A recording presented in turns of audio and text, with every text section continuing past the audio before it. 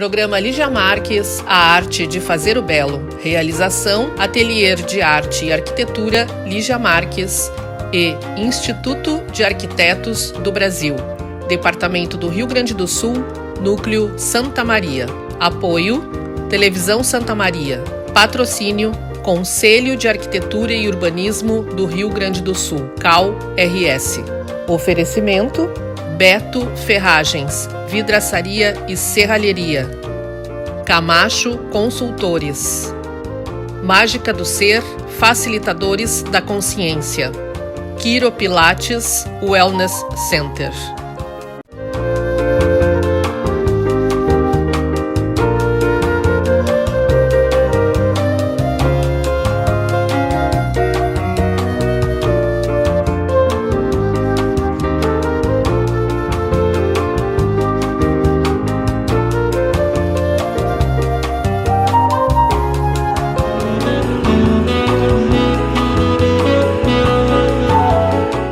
Olá, eu sou Lígia Marques e você está assistindo o programa Lígia Marques, a arte de fazer o belo. Este programa é exibido na Televisão Santa Maria, canal 19 da NET. Todos os sábados às 20 horas temos um programa inédito. Ele é transmitido também pela Amigo TV, Max Cloud TV e pelas páginas sociais da Televisão Santa Maria e do programa Lígia Marques. Você pode também assistir no site santamaria.tv.br. Este programa é uma produção da SM Produtora e é uma realização do Ateliê de Arte e Arquitetura Lígia Marques, localizado no Centro Internacional de Arte e Cultura Humanista Recanto Maestro. Hoje o tema do nosso programa é o ensino da arquitetura e urbanismo e as contribuições para a sociedade. Olha que belíssimo. E o nosso convidado é graduado em arquitetura e urbanismo pela Universidade Federal de Santa Maria, especialização em conservação e restauro do patrimônio cultural pela UFSM, mestre em construção civil com ênfase em patrimônio arquitetônico pela Engenharia Civil da UFSM, tem experiência na área de arquitetura e urbanismo com ênfase em projeto de restauração de edificações. É membro titular do Conselho Municipal de Patrimônio Histórico-Cultural, o CONFIC, de Santa Maria, e é coordenador e professor do curso de Arquitetura e Urbanismo da Universidade Franciscana, UFN, em Santa Maria. Bem-vindo ao programa, arquiteto urbanista Francisco Queruz. Obrigado. Não sei se eu pronunciei corretamente, né? Se é Queruz. Isso mesmo. Muito bonito o sobrenome. Um dia tu me conta qual é que é a origem. Pode dizer agora qual é a origem. É libanesa. Libanês? Olha só, não sabia, viu? Muito bem, arquiteto Francisco. O ensino de arquitetura e urbanismo, ele gera um saldo no desenvolvimento da cidade. Eu tenho observado isso, observei quando eu morei em Canoas, quando foi instalada a Universidade Luterana, e aqui também a Universidade Franciscana também foi crescendo bastante, né? Isso traz muitos frutos. Fale para o nosso público sobre a importância do ensino de arquitetura e urbanismo e o que o curso de graduação ele oferece. O curso de graduação em arquitetura e urbanismo oportuniza para o desenvolvimento dos profissionais nessa área técnica, quais os pontos fundamentais que o curso procura desenvolver no exercício da profissão, porque não sei se tem um perfil, se a arquitetura serve para todos como profissão, né? Eu acho que tudo bem, em primeiro lugar, obrigado. Eu acho que a profissão de arquiteto e urbanista ela é uma profissão necessária para a cidade e para a sociedade contemporânea. Porque o arquiteto urbanista, ele é um gestor, ele sabe, a nossa área de inserção, se a gente tivesse que qualificar, seria dentro das sociais aplicadas, tecnológicas, né? Então, a gente está falando da formação de um perfil profissional que trabalha com pessoas e que, você bem sabe, ele funciona entre a gente poderia chamar de área das artes e área das tecnológicas, né? Então, Sim. a gente consegue migrar entre essas duas áreas. Isso é de conhecimento comum para todos.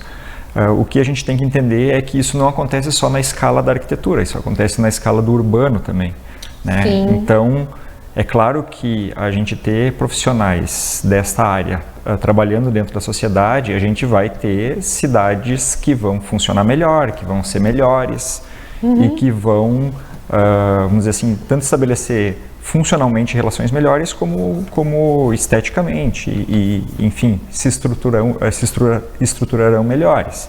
Sim. Tá? O que eu percebo, né? Eu sou de uma das primeiras turmas da arquitetura da Universidade Federal.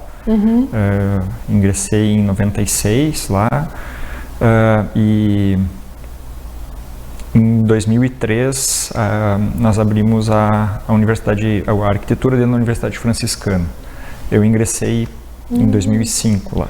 Então, logo na primeira conformação do curso. E o que a gente percebe, eu percebo isso, e depois a gente teve também a abertura, um pouco antes da UFN, a UBRA abriu aqui também, né? Isso. Então a gente teve esses cursos, na verdade todos eles têm ajudado a mudar a cara de Santa Maria ao longo desse tempo, né? A gente percebe, percebe isso, né? Eu percebo da mesma forma que você, existe uma melhoria de qualidade, né, do espaço urbano. É claro que isso acontece também às custas, se por um lado a arquitetura ela acontece muito pela via privada, e a gente sabe disso, né? O lado do urbano ele acontece muito pela via pública. Né? Via pública eu digo assim, através de ações do poder público. Sim. Então é claro que o resultado em escala urbana ele depende também de uma vontade da sociedade e não só do ente privado. Sim. Eu percebo dessa forma. Então, às vezes, as ações em escala urbana elas são um pouco mais difíceis de ser implantadas. Sim. Né? Mas a gente já percebe hoje que os órgãos decisórios aqui do município e tal, eles têm arquitetos em suas estruturas e isso, com certeza, tende a qualificar. Porque o que um arquiteto já formado, né, ele espera na sociedade onde ele vive, na cidade onde ele vive, que possa ser aplicado tudo aquilo que ele aprendeu na formação dele, né? Então, a gente vê, às vezes, as discrepâncias, mas é porque o arquiteto também tem que estar mais dentro, né? E tem que haver oportunidade para que ele esteja participando da sociedade. Por exemplo, o arquiteto e urbanista possui profissão regulamentada e pode exercer várias atividades para os quais possui atribuição legal. E é através da formação que ele torna-se apto para realizar essas atividades. Como é que é a estrutura curricular do curso de Arquitetura e Urbanismo e quais as atividades previstas? O que o aluno encontra ali na teoria, na prática? Como é que funciona? Porque perceber o espaço não é uma coisa fácil, eu não sei se é possível desenvolver isso, mas o nosso cliente às vezes não tem essa percepção. É normal que ele não tenha a percepção que a gente tem depois de tempo de estudo. Sim. É previsível. Recapitulando um pouquinho daquilo que tu tinha perguntado antes, né? Assim, o que eu percebo? Se tem que ter um perfil específico, né? Eu acho que não. Porque uma das grandes vantagens da formação em arquitetura e urbanismo, por mais que o nome do curso seja arquitetura e urbanismo, na verdade ele é ainda mais amplo, né? Não, por exemplo, a parte do paisagismo não está nesse título, mas faz parte do urbanismo. Exatamente.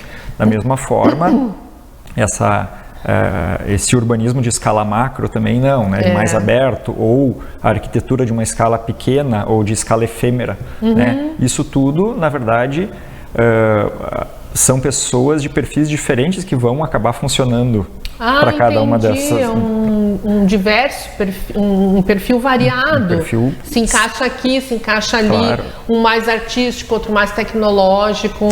Exatamente. Então, o que a gente percebe? Que há há pessoas que vão se dar melhor para a parte de urbano, outras que vão se dar melhor para arquitetura, e aí vai indo, né? Então a gente tem, a depender da forma como ocorre a formação, mas também da bagagem que a pessoa traz consigo, ela vai funcionar melhor para uma área ou para outra. Eu acho que isso é super interessante de perceber. Sim. Né? Então a gente vai encontrar pessoas que vão cair muito mais para as tecnológicas e daí elas vão dar respostas provavelmente mais técnicas, e outras são muito mais sociais e provavelmente elas vão trabalhar mais com o urbano. Né? Então é amplo nesse sentido. E de que forma que daí os cursos de arquitetura em geral, e o nosso curso lá também, funciona para responder a isso, né? Se por um lado os cursos de engenharia, eles costumam ter um básico muito consolidado, assim, que é rígido, né, de formação de cálculo e tal, a formação em arquitetura, ela não acontece dessa forma, ela acontece de uma forma muito mais aplicada já, em geral, nos cursos desde o início, né? Então se trabalha com disciplinas das áreas sociais, disciplinas, claro, de cálculo também, de instrumentação, né? Depois seguindo para áreas de conforto e tal, mas enfim, vai se munindo o aluno, né, o futuro profissional, de forma que ele consiga trafegar por todas essas áreas e consiga perceber que muitas vezes vai acontecer de existirem pessoas mais especialistas que ele, né, mas que ele vai fazer esse papel de gestão dentro de uma equipe. Né? Eu sempre digo que o arquiteto é verdade, aí entra o papel do líder, né? Exatamente, líder e assim, e de entender um pouco de cada área para poder fazer com que aconteça a amarração dos diversos projetos. É uma habilidade também, né? É muito legal. E não é para todos. E o próprio professor, né? Que depois nós temos uma pergunta sobre o professor. Também não é todos os professores que vão dar aquela mesma disciplina, enfim, depois a gente vai falar um pouquinho sobre isso. Mas é interessante porque a arquitetura, no fim, ela é social, ela é exata, ela é humana, parece que ela é tudo. Ela está colocada, tu começou a falar, eu acho que ela está colocada nas áreas das sociais, porque é pessoa, mas ela é humana e ela é exata, porque ela também trabalha com a engenharia, no caso do cálculo, porque algumas pessoas chegam a falar isso, mas o arquiteto pode fazer edifício, né? Como tem essa dúvida? É claro que, na verdade, assim, eu acho que o legal da gente entender isso é claro que há limitações, né, nas formações, mas eu acho que o interessante é observar que talvez o mais relevante da gente entender do papel do arquiteto é que sim, claro que há habilitação para fazer, para por vezes sobrepor alguma atividade da engenharia civil ou alguma atividade relacionada, por exemplo, lá com um engenheiro agrônomo na parte de paisagismo, mas a nossa formação ela sempre leva para trabalho em equipe, né? Então, na verdade, muito mais para tentar compreender o papel desses outros parceiros dentro de um projeto e fazer com que o projeto funcione melhor. É verdade. Né? Então, nunca de forma independente, mas sim de forma colaborativa. Nós vamos voltar um pouco para esses temas. Hoje é necessária não só a interdisciplinaridade, né? Nós já estávamos falando um pouco sobre isso, como a transdisciplinaridade. A formação do arquiteto está conectada com outras áreas de conhecimento, como que ela está conectada, quais, e quem pode ministrar as disciplinas no curso de arquitetura e urbanismo? Bom,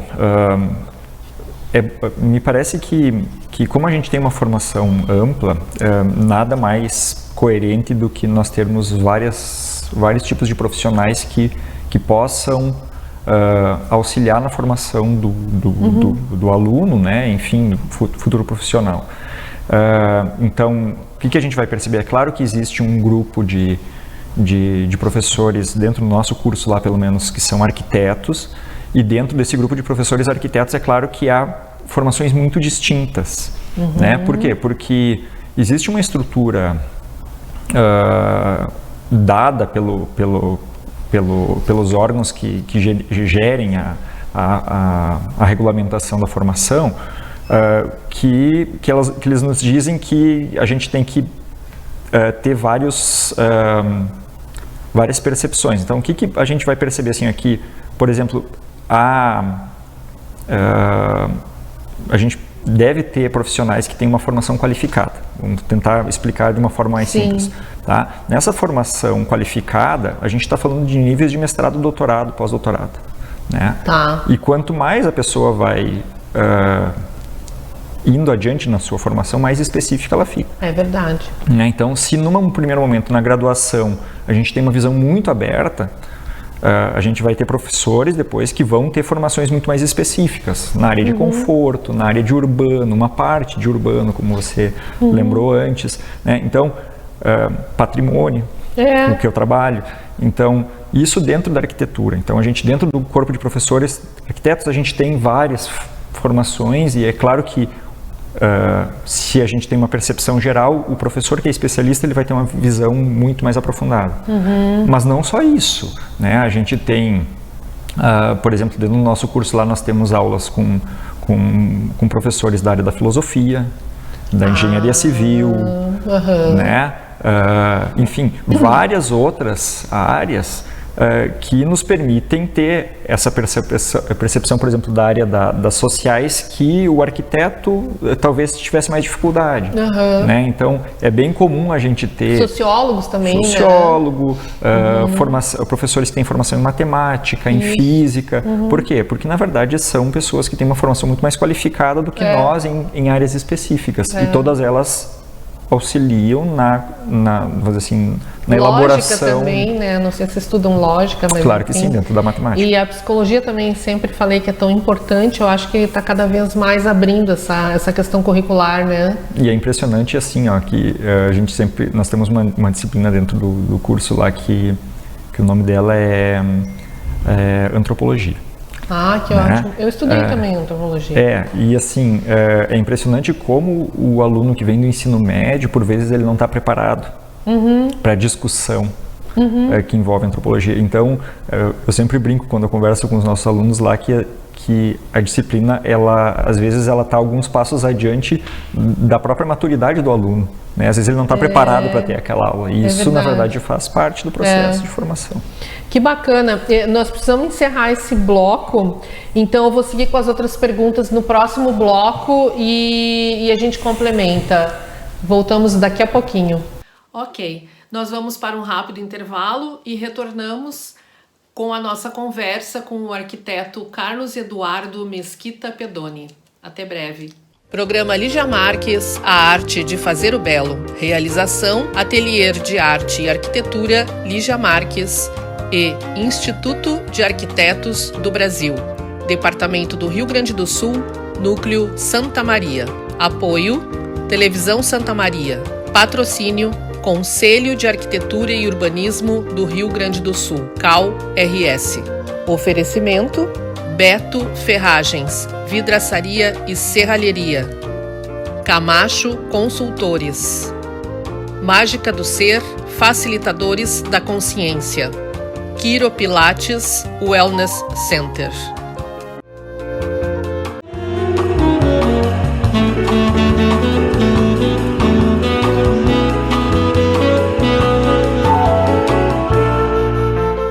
Você sabia que a resolução CAL-BR número 51 define as atribuições privativas da profissão de arquiteto e urbanista, atividades que só podem ser realizadas por esses profissionais? Esta resolução conceitua, por exemplo, a arquitetura de interiores como o campo de atuação profissional da arquitetura e urbanismo, que consiste na intervenção de ambientes internos ou externos, de edificação, definindo a forma de uso do espaço em função de acabamentos, mobiliário e equipamentos, além das interfaces com o espaço construído, mantendo ou não a concepção arquitetônica original para adequação às novas necessidades de utilização. Esta intervenção se dá no âmbito espacial, estrutural, das instalações, do condicionamento térmico, acústico e lumínico, da comunicação visual, dos materiais, texturas e cores e do mobiliário. Informe-se no site calrs.gov.br.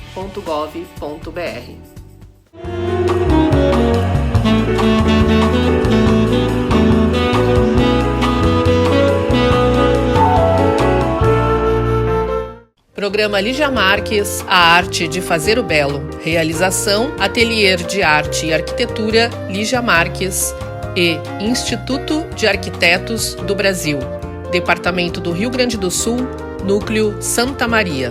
Apoio, Televisão Santa Maria. Patrocínio, Conselho de Arquitetura e Urbanismo do Rio Grande do Sul, CAL-RS.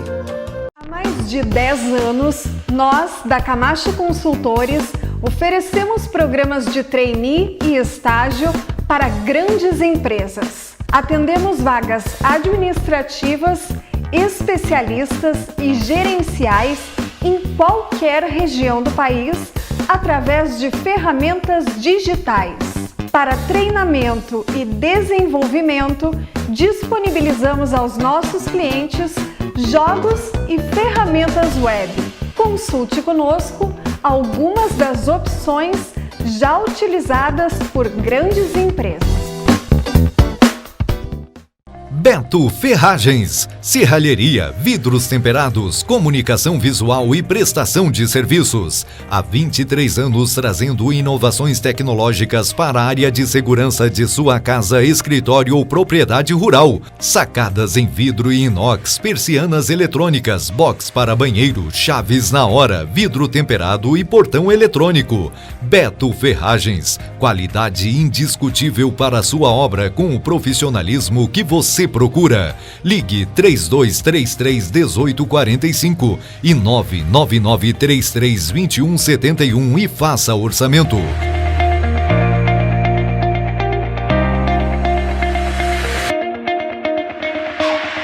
Olá, quero convidá-los para os cursos livres que eu estou abrindo agenda no meu ateliê Lígia Marques, no Centro Internacional de Arte e Cultura Humanista Recanto Maestro. Serão cursos de pintura, poesia, arte, que envolverão técnicas e desenvolvimento da criatividade pessoal. Os cursos estão abertos para pequenos grupos ou aulas individuais. Informe-se no telefone 519-9964-8373. Há possibilidade de mentoria e grupos de estudo.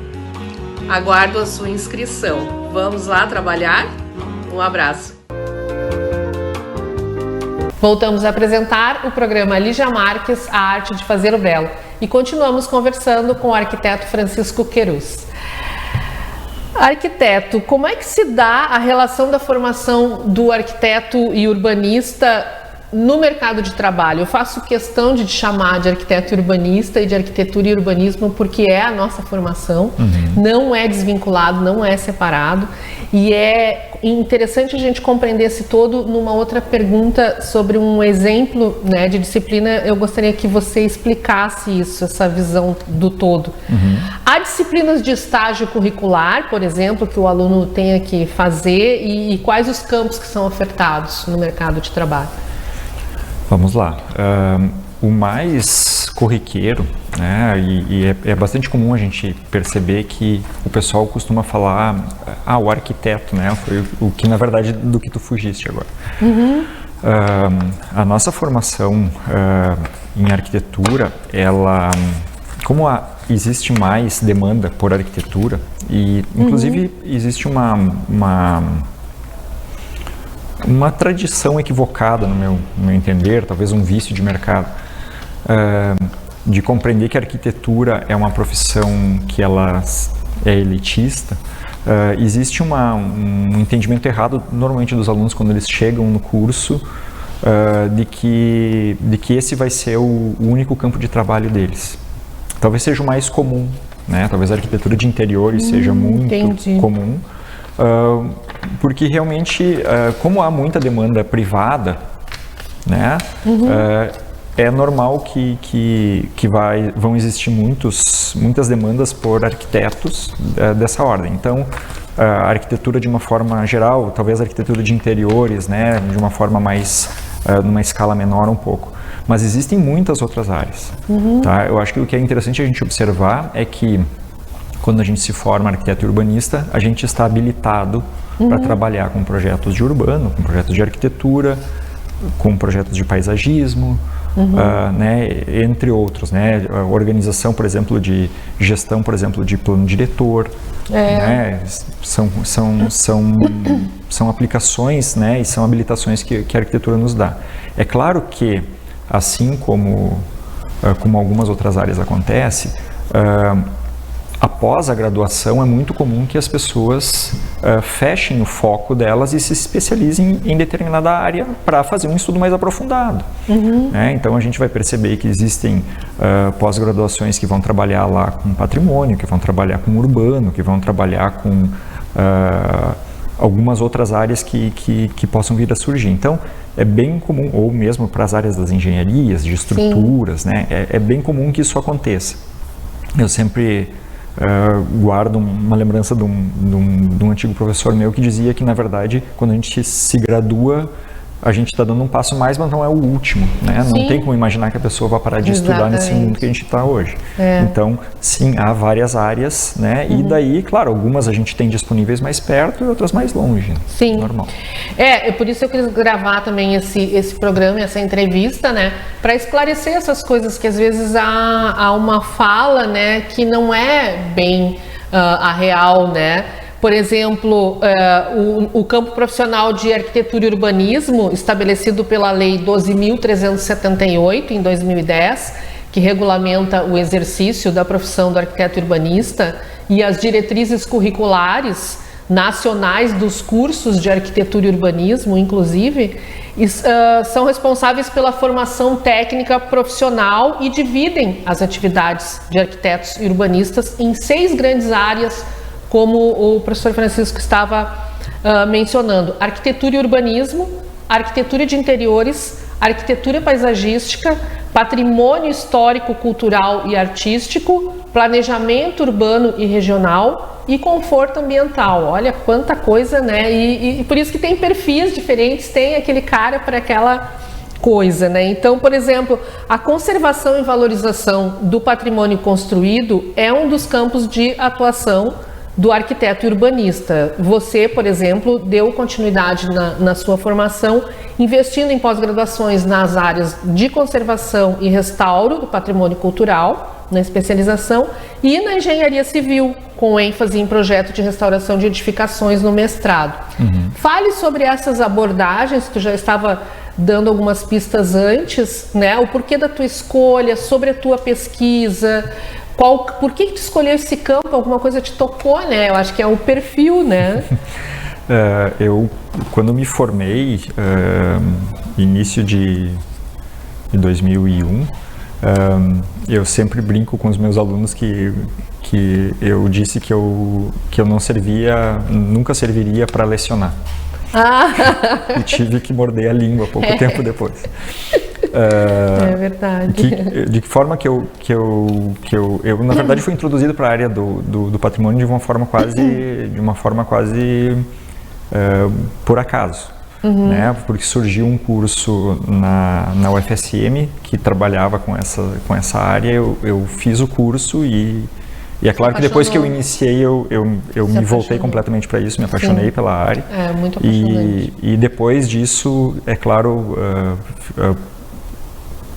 dei continuidade, como tu falaste, fazendo mestrado dentro da engenharia civil, mas me preocupando com a questão patrimonial também. Sim. Então, dentro do que era possível fazer dentro do mestrado da civil. Porque a gente sempre quer saber mais, né? Eu também me lembro que eu fiz cursos de patologia na edificação, então a gente quer resolver, a gente quer estar preparado para resolver os problemas dos nossos clientes, né? Das oportunidades de novos trabalhos, enfim. Por exemplo, o arquiteto urbanista também exerce atividade profissional como professor, né? Como tu acabou de falar. E ele pode registrar, inclusive, essa atividade no Conselho de Arquitetura e Urbanismo, através da RRT, Registro de Responsabilidade Técnica, que fica no seu banco de dados, no seu acervo pessoal, né? Que ele pode apresentar num concurso, né? Tá tudo registrado ali. Quais você é coordenador do curso e professor. Quais as disciplinas que você ministra? E se tu puder citar alguma disciplina com exemplos, né? Como é que é feita as atividades nessa disciplina? Vamos lá. Eu ministro disciplinas. A coordenação, na verdade, ela me ocupa uma parte do meu tempo, mas a disciplina, na verdade, que é a minha garota dos olhos, com certeza, são as disciplinas que envolvem a parte de patrimônio, né? Porque é onde a gente se sente mais em casa. Imaginei. Né? E é claro que dentro da matriz lá da arquitetura, nós temos 2 cadeiras, uma que é de ordem mais de fundamentação, trabalha com história e com a parte técnica de patologias e tal, né? E então essa é uma delas, e a outra, na verdade, é uma disciplina de projeto. E o projeto é também sempre foi chamado de a espinha dorsal do curso de arquitetura e urbanismo. Tem várias disciplinas de projetos, se faz vários projetos, né? Tu ministra uma delas. Duas, na verdade. Uma de patrimônio e outra de habitação de interesse social. Mas em projeto. O aluno desenvolve um projeto. Projetos. Elas não acontecem. Nós temos uma estrutura dentro da UFN que nos permite fazer. A gente não tem as cadeiras todos os semestres, elas acontecem de forma anual. Então a gente consegue num semestre estar lecionando uma cadeira e no outro semestre outra cadeira. Que legal. Os ciclos são anuais. E tem uma característica muito específica da nossa matriz lá, que é o que você, com a formação que tu tens, tu já conheces, mas que é o que a gente chama de ateliê de projetos integrados. Então, dentro da nossa matriz lá, a partir de um certo momento, os projetos que são de arquitetura, de urbano e de paisagismo, elas são lecionados dentro de uma mesma cadeira. O que exige, na verdade, uma interação maior entre profissionais. Então, a gente tem disciplinas que a gente tem, às vezes, 3, 4 professores dentro de uma sala de aula. Que bacana! E isso, na verdade, acaba gerando uma discussão que é muito mais profícua, né? Porque, na verdade, a gente consegue ter mais de um ponto de vista, né? A unilateralidade, nesse sentido, ela é meio ruim. Então, a gente consegue ter essas discussões mais plurais, vamos dizer assim, né? Acho que eu te respondi. Seria integrativa, sim, seria algo integrado e também com outras visões, porque aí o aluno, acho isso muito positivo, porque o aluno não fica, na hora de realizar o projeto, somente segundo aquela mente que está assessorando ele ali, né? Eu acho que o professor tem que ter muito esse cuidado do aluno, de abrir a porta para a criatividade do aluno e ele poder trazer coisas novas com fundamentações teóricas e técnicas. E principalmente com mais de um ponto de vista, né? Eu acho que isso é muito interessante e eu acho que muito rico. E quando a gente discute, a gente costuma dizer que os professores, na verdade, eles têm percepções, né? Faz um tempo, no meu entender, que o professor já saiu daquele patamar de que ele ensina. Na verdade, o professor tem que mediar, né? Então, porque na verdade, se a gente pensar hoje, a informação pura e seca, ela está na mão de qualquer um celular. Sim. Talvez não na melhor fonte, né? Então, o aluno consegue pesquisar com muita facilidade, muito diferente do que foi, por exemplo, na época que eu estava na minha graduação, que a gente estava restrito a revistas, livros, né? Hoje não. Hoje, na verdade, se tem acesso a muita coisa à mão.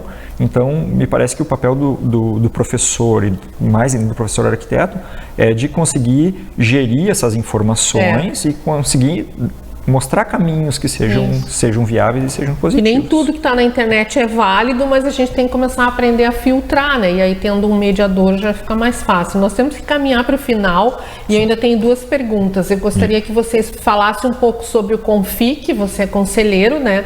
O CONFIC é o Conselho Municipal de Patrimônio Histórico e Cultural de Santa Maria. Qual é que é a função deste conselho? É só arquitetos que participam? Que atividades ele executa na cidade de Santa Maria? O CONFIC, na verdade, é uma outra menina dos olhos para mim, porque ele é o órgão, é um conselho, né, amarrado, vamos dizer assim, à estrutura do Executivo Municipal, que cuida das questões relacionadas a patrimônio, né? Então, desde a década de 60 ou 70, a gente tem legislação no município para cuidar de patrimônio. Tá? Essas legislações foram sendo atualizadas E no ano passado, a legislação de patrimônio ela foi atualizada novamente, inclusive definindo a forma de representatividade do CONFIC. Tá? Então, claro que não são só arquitetos, há pessoas de várias formações, de várias áreas, né?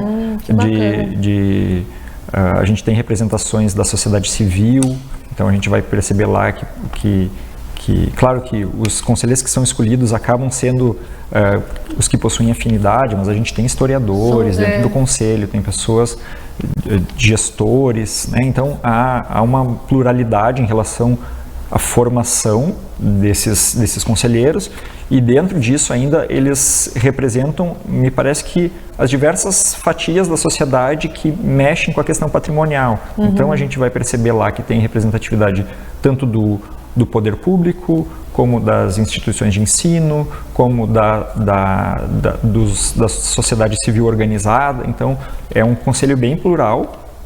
E na verdade ele tem uma função que, no meu entender, é super nobre, que é discutir o que vindo da sociedade, o que deve ao final permanecer para a sociedade. Sim, porque acaba discutindo, entre outras coisas, por exemplo, o que deve ser tombado, o que não deve ser tombado no município, né? Ou seja, ficar para as próximas gerações. Exato, existe uma questão da memória, né? Da história, da memória daquele lugar, né? E a arquitetura representa muito a memória, né?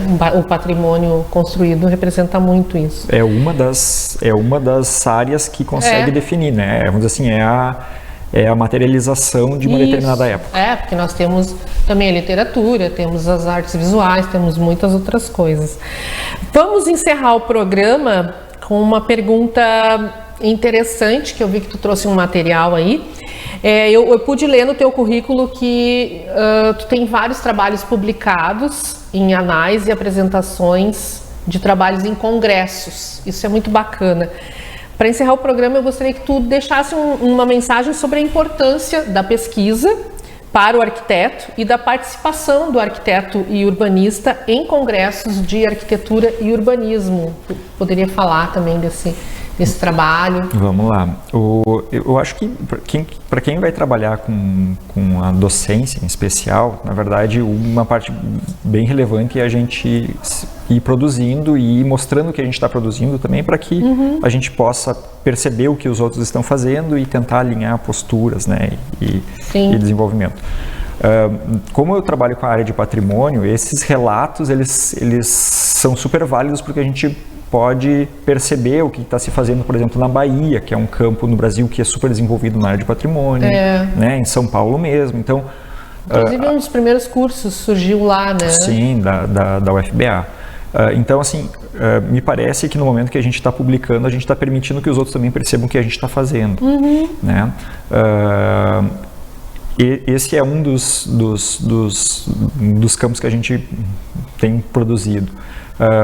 Por outro lado, né, e entrando naquilo que você havia levantado antes, e o resultado desse livro que eu te trouxe aqui, na verdade, são uma sequência de workshops que a gente tem feito como resultado de um intercâmbio que se estabeleceu com a Fundação Henrique Miralles, em Barcelona. E desse intercâmbio se levou alunos para fazer workshops lá.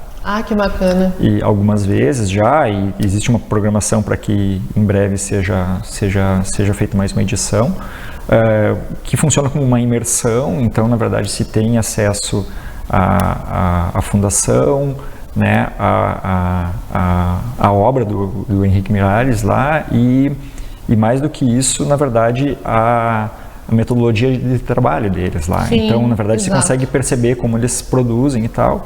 E é claro que essa conexão com lá, ela se deu pela professora Clarissa Pereira, que faz parte do membro do grupo de professores da nossa arquitetura.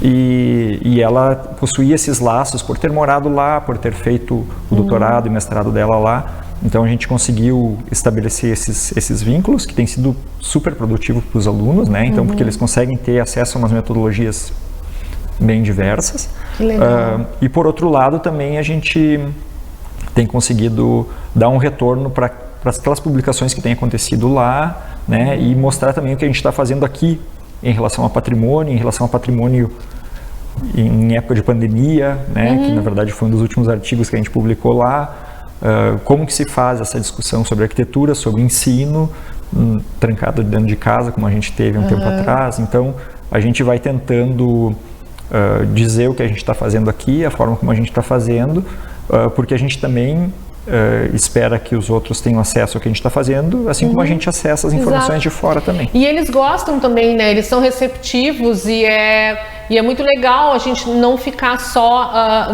nessa nossa fronteira Uruguai e Argentina ou América Latina, né?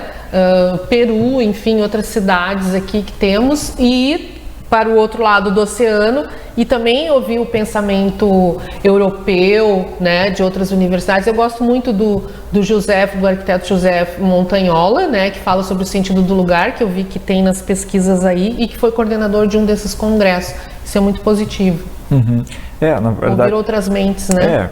Eu penso que, na verdade, a gente está formando alunos. Nós temos alunos hoje, egressos nossos, que, na verdade, estão em vários estados, várias cidades, por óbvio, e fora do país também trabalhando. Então, é claro que no momento que a gente consegue dar essa abertura para eles dentro da graduação, fica muito mais positivo, né? A gente tem um programa super consistente nos últimos anos agora de intercâmbio. Nós temos muitos alunos que foram para a Espanha, foram para Portugal, e isso mostra para eles que, na verdade, eles não precisam ficar encerrados aqui próximo de nós, né? Na verdade, que a gente está formando eles para uma formação mundial. É isso aí. Claro que sim. É isso aí, coisa boa.